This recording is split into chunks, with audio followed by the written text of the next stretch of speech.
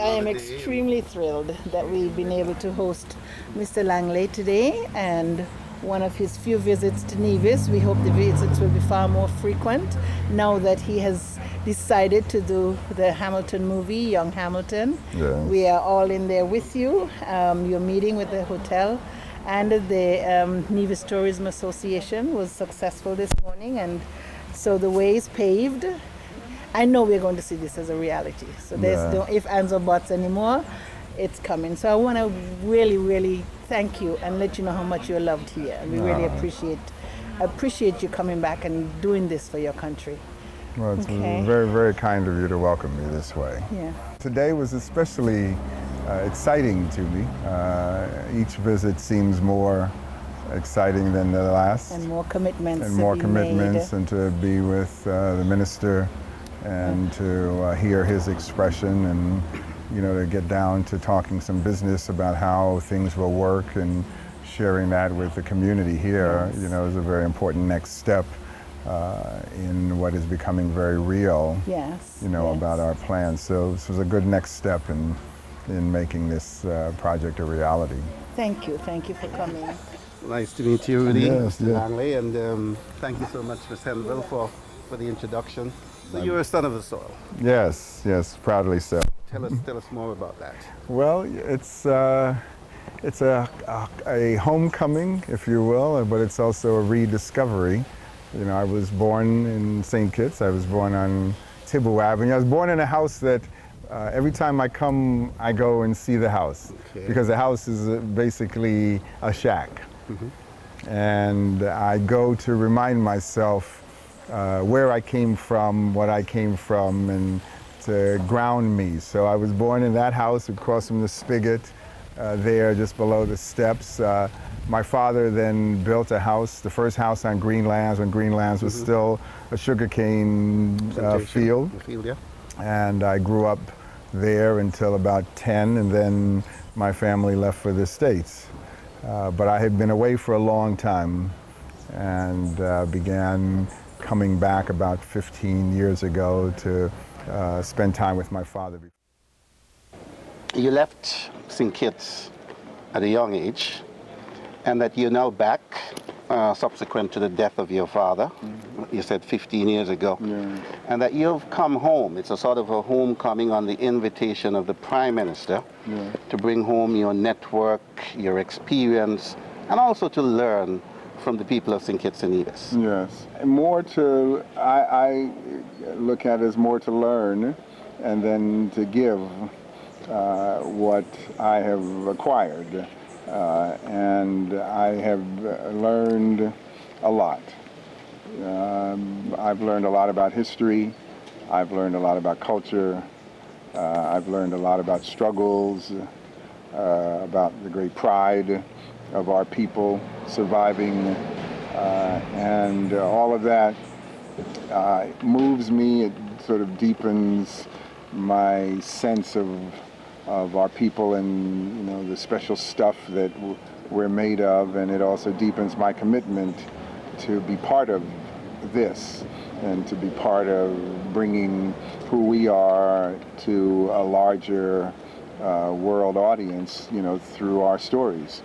So, I feel as if I've taken more than I've given. It's time for me to give in the films that we have been preparing, and then I think we have a wonderful partnership to forge out of all of that. What does it mean to you, though, to have the leader of the country, the Prime Minister, ask you, and I'm not going to refer to you as a prodigal son, but to come home, as you say, not only to share, but to learn from the people of St. Kitts-NEVIS? It's a rare privilege and honor to be asked. There are a lot more issues that are being addressed in the country, and there are greater challenges that are being addressed and handled. And so to have the Prime Minister ask me to participate was a privilege. It's a privilege when the leader of your nation asks you to help and give back. And so I was honored. It's humbling. People say that, you know, I think that word is overused. I'm humbled by this, I'm humbled by that. It is truly humbling, you know, to be asked to serve in that way. And I consider it service. So I am feeling privileged to be asked that way.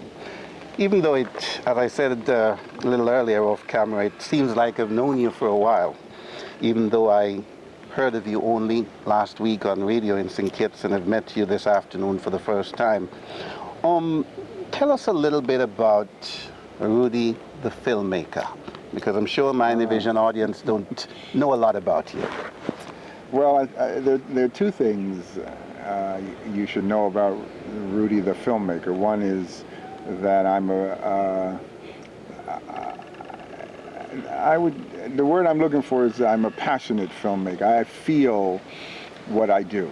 Okay. And by that I mean I choose stories to tell that move me, that are some aspect of me. And so I lay myself bare. When I go through a film sometimes, by the time I'm done, I am empty. I am so used up because I've given it all. When I made a film about the founder of the Crips gang in Los Angeles, and when the film was done, he and I became friends. And as a result of that friendship, he asked me to witness his execution. And so I was in the death chamber at San Quentin to witness the execution of my friend. And that left me completely bare.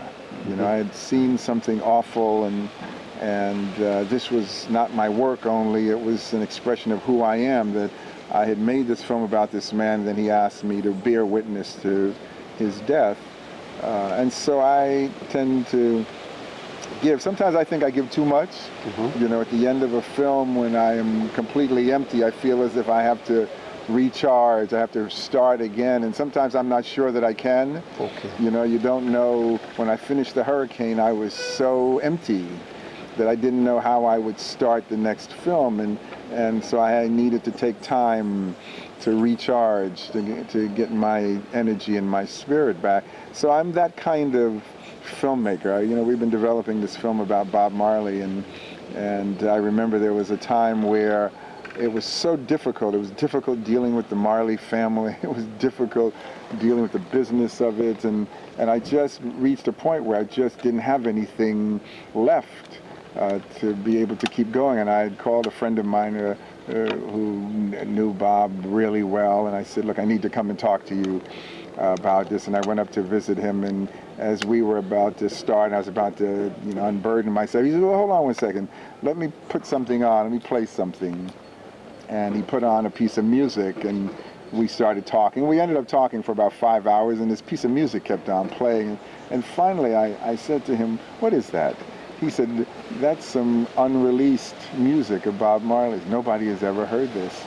And I said, you know, Roger, I now understand. It's that voice. It's what he has to say. That's why I wanted to do this. And so I was revived by that. So that's the kind of filmmaker, the stories that I want to tell, the stories I have told. I've told many true stories. You know, I've told stories about justice, and I've told stories about the power of reading and literacy. I've told stories about a family trying to recover itself from having sunk to debased activities. A film called Sugar Hill with Wesley Snipes. You know, I've told stories about men redeeming themselves from awful lives that they've lived. I want to tell those kinds of stories because I think those are very human stories, and I think stories that are of real people somehow recovering the better aspect of themselves is something that I want to tell stories of. But now part of my work, I feel, is to tell our stories. And I believe that our stories are profound, and I believe that they are as epic as every other culture's story. I'm very moved by our stories, whether it's the Marley film or Unburnable or Indian Warner, the story of Bloody Point, Alexander Hamilton. You know, and I believe that we deserve a place alongside every other culture's stories. And it's time for us to tell them too. It's not just for me. You know, there are writers that I believe here should be part of telling those stories. And I have worked with some of those writers, and we will continue to work with other writers. So it's time for us to join the world conversation, which we tell our stories. And I want to be part of that. Is that why you would decide to do a Bob Marley music on St. Kitts to give the people of St. Kitts-NEVIS a world face, so to speak? Because when I heard you mention that to Junie, I thought, why Bob Marley in St. Kitts-NEVIS and not in Jamaica? Well, Bob belonged to the world. And he believed he belonged to the world. He believed he was Jamaican, but he also believed he belonged to the world. And, you know, part of his great drive at the end of his life, which we capture, was to be able to speak to the world and to share. And I think the way that he was embraced in the world said he was one of them too. Well, you know, Bob is part of us. He's in our DNA here in the Caribbean. You know, his music speaks to us, and some of the deeper parts of the music we understand, you know, as well as the Jamaicans do, and certainly more than, you know, other cultures do. So I think he belongs to all of us, and we should be able to express that by a way of making the film about him here. So it's not that we wouldn't shoot some of the movie in Jamaica out of respect. I think that that's just respectful. But I do believe that it's also respectful to say that, you know, he was a man, an artist of the world, and certainly of the Caribbean world in particular. And so it should be done that way. Now, Evelyn was saying that you've been coming to Nevis and collaborating with her for maybe a year or so, and to St. Kitts for a little longer perhaps. Take us back to the starting point for these projects that you conceived for St. Kitts-NEVIS. The starting point was I was in a negotiation with Denzel Washington to play Reuben Hurricane Carter in a film I was about to make, and I had for want of a better word, I had a vision of my father, who I had not seen in 19 years, in my house. And we had been out of touch for that long. We had a big falling out, and I just thought, I don't need him, and I thought he should call me and apologize. Well, you know, he was a Dominica man and a St. Kitts man, and he wasn't going to call me. And so I wasn't going to call him. And then I had this vision of my father in my house, and I woke up and I ran to the foyer to look for where he went. He was as real as you're sitting next to me, and I didn't see him. And I thought this was a sign that something had happened to him. And so I called my mother to say, you know, had something happened to Da? And she said, no, somebody from home would have called me. She lives in New Jersey. And I realized then it was a call home, that this was a signal to me, you need to go find your father. And as it would turn out, it would be a call home in other ways too, because that's what brought me home. I hadn't been home in more than 20 years. And I came home to find him. I spent a lot of time with him, and, you know, I began to feel the place. Now I was a different man, and I began to feel the place. And I think what I was feeling too was, you know, I tell people I'm from here, and I, you know, have a passport of here, but it's another thing to tell people you're from a place, and it's another thing to feel like that you're of that place. And on that trip, I felt I am of this place. I know where I'm from, and that brought me back. And with that, I just, you know, have dug deeper and sort of opened myself to whatever the discoveries will reveal, and that's what brought me home to myself, if you will. back to Thibault Avenue in McKnight, and of course over to Nevis as well. So now that you've been on the ground for a couple of years, what sort of collaboration have you been having with the people of St. Kitts-NEVIS? Well, it has been moving. You know, in many ways. One is because I've had so much interaction. You know, I've conducted workshop for students, which was, you know, a magical night for me to spend time with young people and to talk to them and to share my story with them. You know, it was at the college, which was 2 blocks away from where I was born. So to be able to say, you know, I was born, you know, over there, 2 blocks away from here, and I have, you know, gone from there where I did. But to see those faces, to see their curiosity, to see, you know, how intellectually curious they were, how much they knew already about filmmaking without realizing how much they knew, that was a wonderful moment. They stayed longer than I thought they might on a night when they didn't have to. You know, that was exciting to see that outpouring.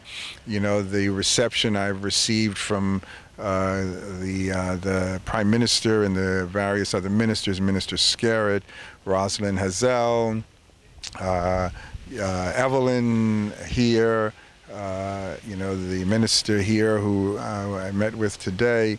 I have been embraced and welcomed, and I feel in that way, when you go home to a family reunion, you feel you're with family then, and there is an embrace that, you know, you have looked for. I've looked for that. I find when I move about, you know, when I did Junior Leibert's show, which was a watershed moment in a way, because to hear some of the callers, I think you called in, and was the last call. And by that time, you know, I was practically in tears. To hear that kind of expression and to feel as if, you know, I have gone away and hopefully made my people proud.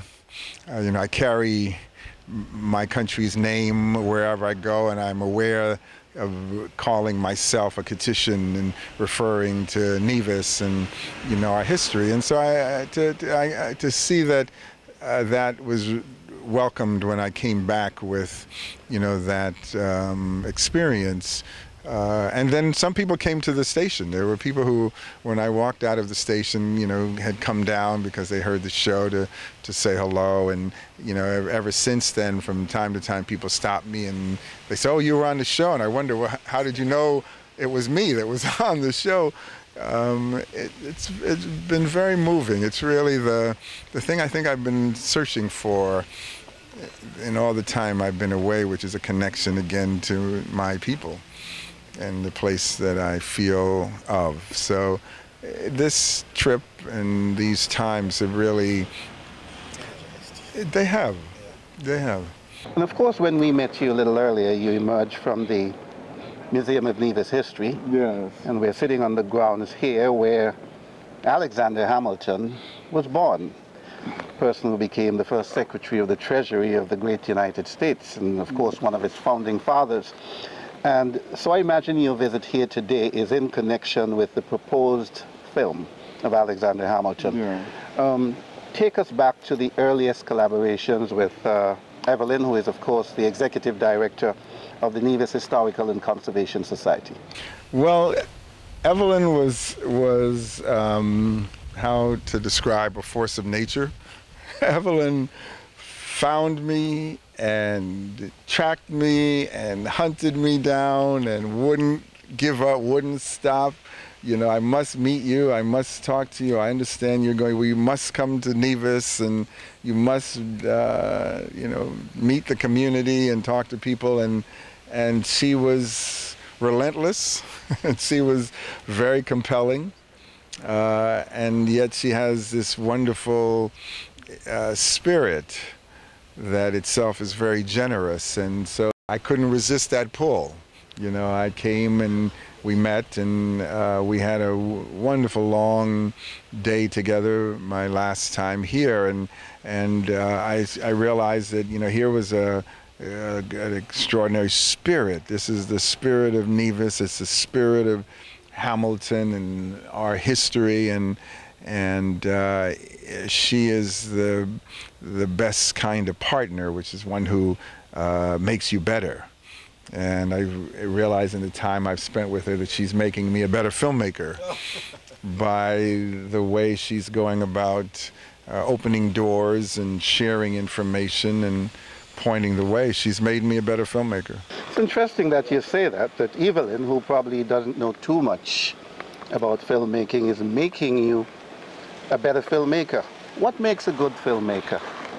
I think some conflicting things. I think humility, which says that you are responsible for someone's history, someone's story, and therefore you have to handle that with great respect. I think ego, the ego that says, I have something to tell you. I have a story to tell you. It says that you should listen to the story I have to tell you. So there's a bit of saying the story I have to tell you is worth me telling you and worth you listening to. So there's some of that. I have something, I think, of value to share with you, and I think filmmakers have to have that drive. Writers have to have it. Poets need it. Filmmakers have to have it, because part of what you're doing is you're imposing your will on the public mind.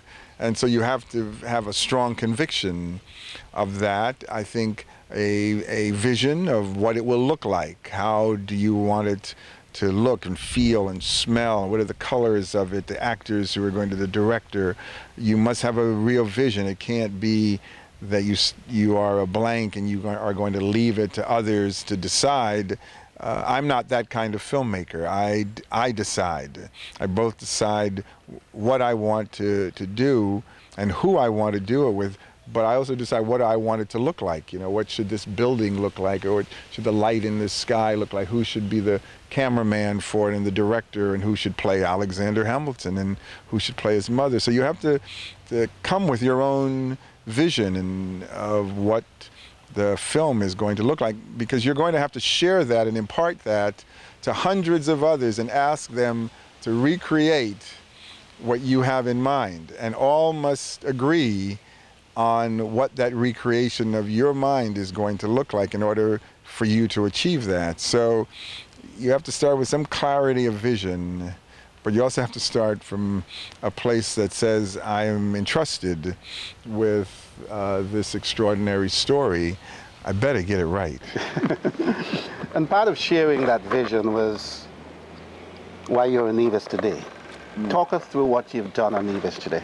Well, today was a presentation to several people in the business community of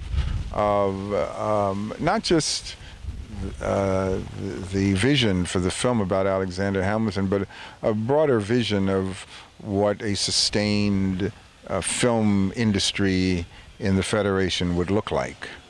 And that's really the larger vision, is not just to make one movie and go, but to begin to make movies, to transform the idea of storytelling into the business of storytelling, into the industry of filmmaking here. And so I had a chance to present not just that concept, but what the films actually are. The film about Bob Marley, the film Alexander Hamilton, of course, the film about based on the book Unburnable by Maria Elena John Smith, who's from Antigua, the film about Indian Warner, and even the story, because what's exciting for me about that is that Bloody Point is a quite famous place, but it is, for some of us, me included, it was only a plaque at one time. Now it's a story, and it's an extraordinary story. I can't wait for us to see that story together. The first time that that film is screened here, with our brothers and sisters, will be one very exciting night. So there's a chance to share that plan for creating an industry here, so that we can tell those stories and more. I've heard 2 or 3 other stories since I've been here on this trip that I want to develop. So it was that meeting. We had a wonderful lunch with Minister Brantley, and a chance to again share that vision with him. And he expressed his support and his enthusiasm for what we have in mind. And now I've come here again. It's interesting, when I was coming in on the boat this time, there was a pull that I felt. It was different than the other times I've been here. I'm not sure if I can put words to why I felt it, but there was a more powerful Hamilton feeling that I got coming in. I was imagining the place as it would have existed then, and moving between the 2 islands, and I was beginning to feel in the movie, in a way, how would we create what Nevis looked like at that time if you saw it from the sea. How would we address certain buildings and paint and color and light, and it was feeling as if I was somehow there in the movie. And so this trip represented that. There's a wonderful writer here that I'm going to spend some time with, whose work I'm interested in and who I want to find a way to work with. And so I'm getting a deeper feel. Sion Chiverton was one of the female callers.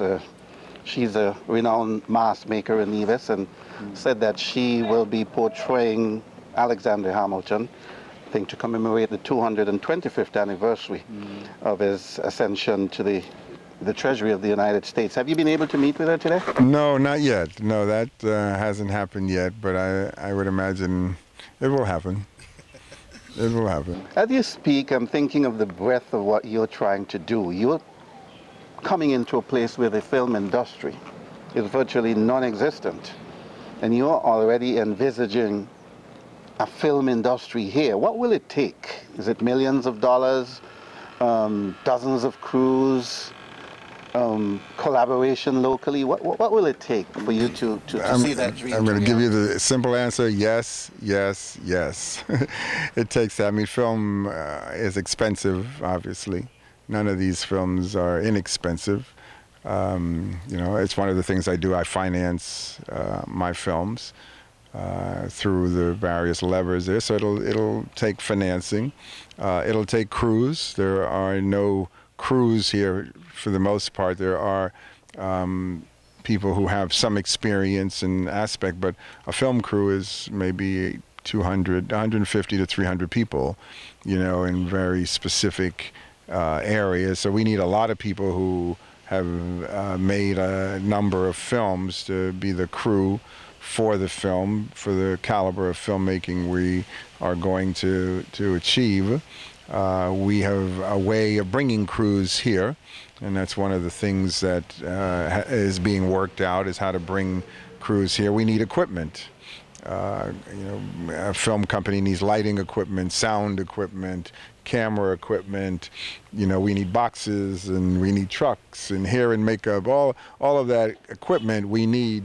Cranes and lifts and a number of those other things. We need all of that. We have found a way to bring that here from nearby and far, if necessary. Puerto Rico has a lot of equipment. It also has crews. We're working out an arrangement with Puerto Rico to be able to bring both here. So you need that, and there is no success for any of that unless you have a partnership with the community.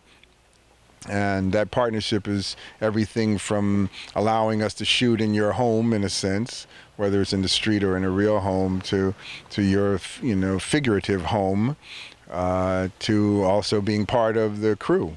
I intend to hire as much locally as we can, and in behind the camera and in front of the camera. We're talking today about, the acting community here and actors, and some actors were mentioned that, I look forward to meeting in time. And so, that partnership with the community is really the essential partnership, more than any other partnership, because we are going to be among you for a very long time. Any film is going to shoot here for an average of 8 to 10 weeks. That's just the shooting. We're here prepping for a longer period of time, and we don't want to just make one. We want to be welcome back to make another one. If a guest in your house acts badly, you're not going to invite him back to, have another meal in your house. We want to come back and come back and come back and create one home out of our production process. So all of those are necessary to be able to make this work. I happen to be the final caller on your show with Rudy Langlais, where you intimated that since the cat was out of the bag, that you should talk a little bit more about it, because once I heard that you had come on the invitation of the Prime Minister, and I'd always seen him as that sort of central figure who would be a good subject for a film, and you intimated that that is in the works. I knew somebody was going to pick up on that. It just was yesterday. I thought, what, someone is going to ask you what you were talking about. I believe this. I believe that he has had an extraordinary life. I think that he has had an extraordinary role to play in the advancement of the country, the evolution of the country, modernizing of the country, and I've had the benefit of having conversations with him a few times, where I've asked him. He probably has wondered why I was probing in the way I was, but how did you get here? How did you become who you are? How did you become a politician, and why did you become a politician? And as I heard his story, it was inspiring, and it has a epic feel, but at the heart of it is a real man, who has a very powerful soul, and has come up from some very, very humble circumstances. That's the stuff of good movies. The stuff of a good movie is the everyman who achieves something great for a greater good. And whether it's Gandhi, as an example, Martin Luther King's life, these great figures who accomplish what they do. He'd been giving me some material to read about history, and I was absorbing that, but I was also sort of moving toward his story. So this is not by agreement with him, but know that it is something that I'm fascinated by, and I think that it's so singularly unique to St. Kitts that it can also be universal as a story of interest of, the modernizing of the Caribbean is typified by, his governance. So that's what I had in mind. So the cat just ran around the yard a little bit here, but I think it's a great life, and it's a really powerful story. Look at that. Alexander Hamilton, the man who made modern America. And we're here at the old Trot House, which bears the Alexander Hamilton exhibit. You've had the benefit of not only living in the Federation of St. Kitts-NEVIS, but in the United States. What's the allure of the man Alexander Hamilton? It's a mysterious allure, and one that is growing very dramatically. There's been, over the last, I would say, 5 years, a dramatic increase in the pull. I call it a pull. It's as if history is drawing America toward an understanding and appreciation of Hamilton and his role. It had been, for much of my life in the States, Hamilton was of no consequence. He was mentioned very rarely, hardly ever spoken of, no particular sense of his importance. But in the last 5 or so years, maybe 10 years, I think one of the reasons is because there has been a great interest in the founding fathers in America in that period of time. So there's been a lot of books written about various founding fathers, Adams and Jefferson, always books about Jefferson and about the nature of the founding, the re-release of the Federalist Papers. There have been TV shows. John Adams was a very successful HBO show. America is interested in its founding for some reason, more so than at any other time since I've been in the country. And yet in all of that time, and in all of that exploration, Hamilton still remained a figure of very little consideration. But I think critical mass has been happening. I think that the more you explore America and its founding, the more you come across Hamilton. And there is a tallying that happens. The more you begin to see, well, he did this, he did this, he did this, he did this, and you realize, well, no other single man did all of those things that Hamilton himself did. So who is this Hamilton? And because so little was written about him, he is that mystery that draws us, draws our curiosity. And so we've been drawn, and in part because his early life remains a mystery, it still leaves a Hamilton to be discovered. And so I think that's what we're seeing, is he's a man of great accomplishment but of great mystery, and a sense now that he is the founding father whose time has come. Do I glean from what you just said that there is some preeminence for Alexander Hamilton over and beyond the other founding fathers?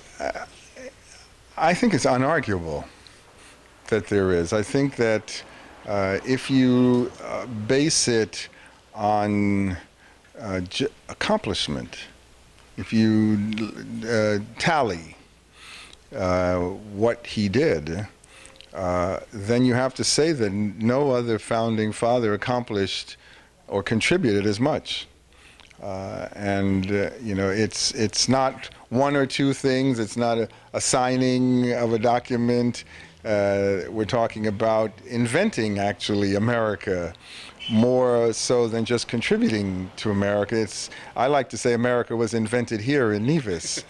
And so no other founding father has done as much. Contributed, you know, just the idea of introducing the concept of debt as a way of building a country. It built America, and this was his idea. You know, the bank, the Treasury, newspapers, one of the great newspapers, the Federal Reserve. I mean, we're talking about institutions of such magnitude that America, if you took any one of the institutions he was responsible out of the equation, you don't have America.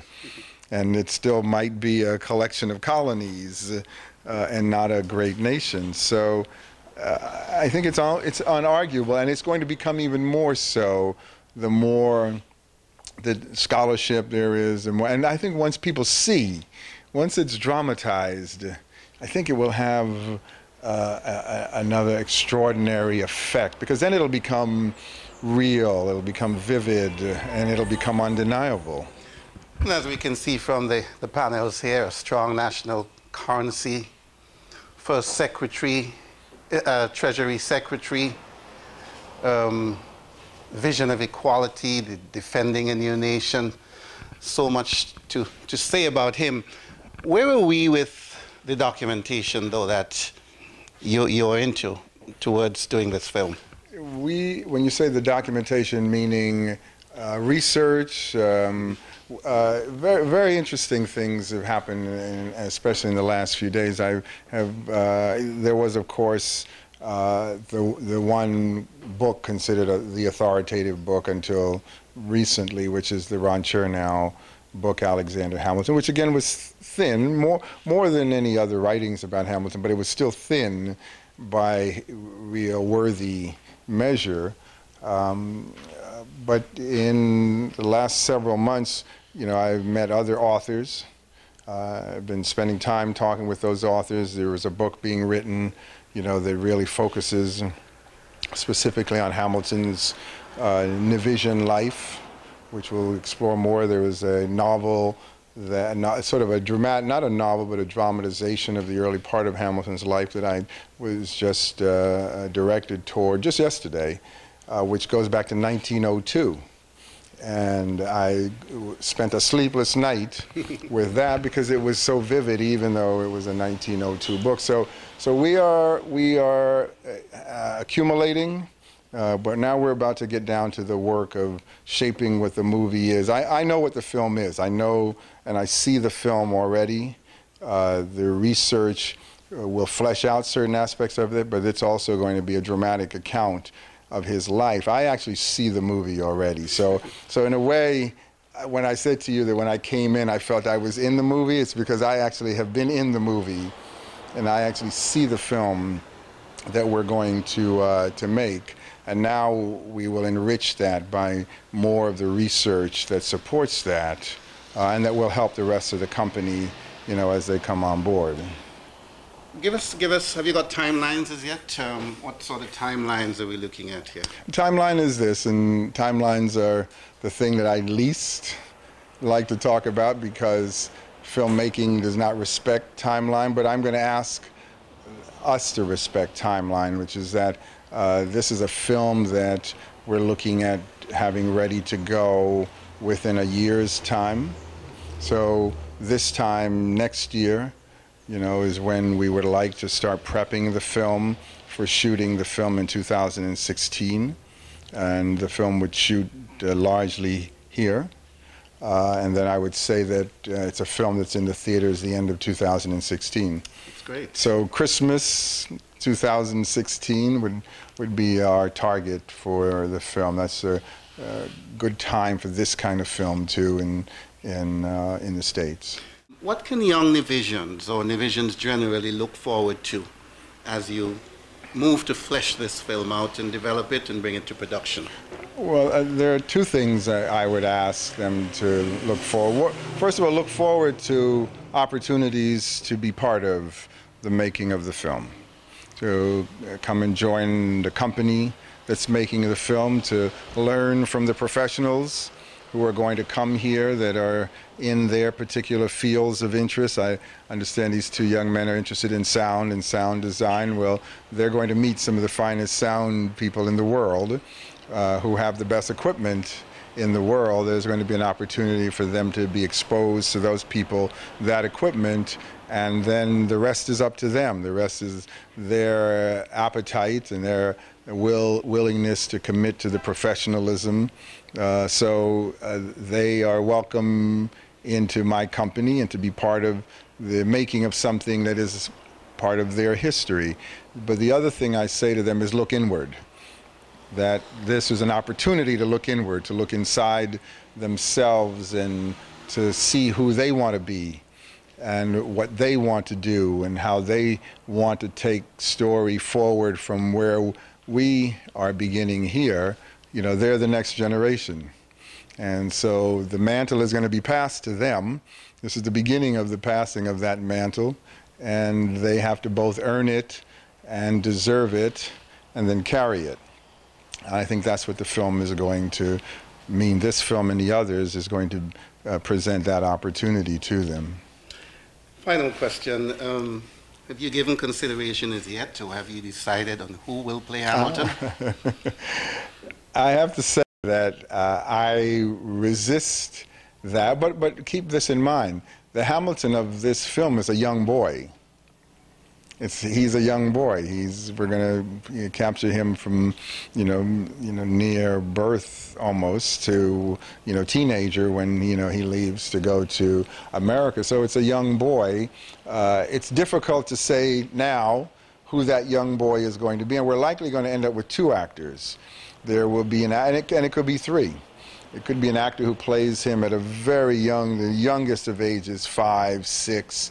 Then another actor who will play him from around 6 or 7 to early teen, and then an actor playing him from early teen to mid to late teens when he leaves. So that's a bit of a challenge. So it won't likely be one. In fact, I know it won't be one actor. It'll be at least 2 and possibly 3. If we can find an actor and I don't believe it's, if we can have one actor play him from middle, like 5 to 10, then we'd have to find a special actor who can look young and teenager-ish to be able to carry it to 17.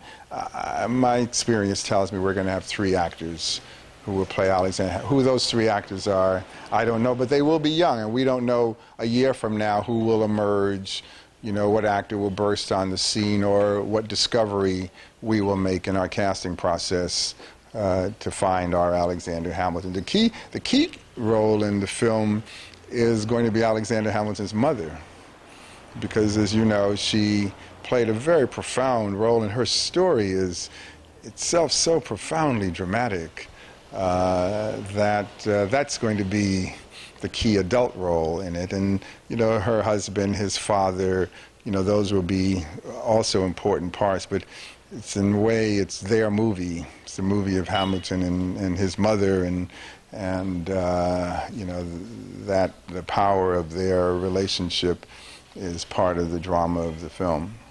Rudy Langlais, Kittitian-born, world-renowned filmmaker who has come back to St. Kitts-NEVIS to reconnect with his roots, to share his networks and insights, and who's presently on Nevis today, Wednesday, collaborating for a film on Alexander Hamilton. He's also working on a film featuring the life of Bob Marley, and to tell us about Bloody Points in Kitts. But 2 of the extremely important bits of work feature persons of St. Kitts-NEVIS heritage. Alexander Hamilton, born on this very spot centuries ago, and the outstanding leader, Prime Minister, the Right Honorable Denzel Douglas of St. Christopher in Nevis. Rudy, it's been an absolute pleasure. It's my pleasure. Thank you very much. Thank you very much.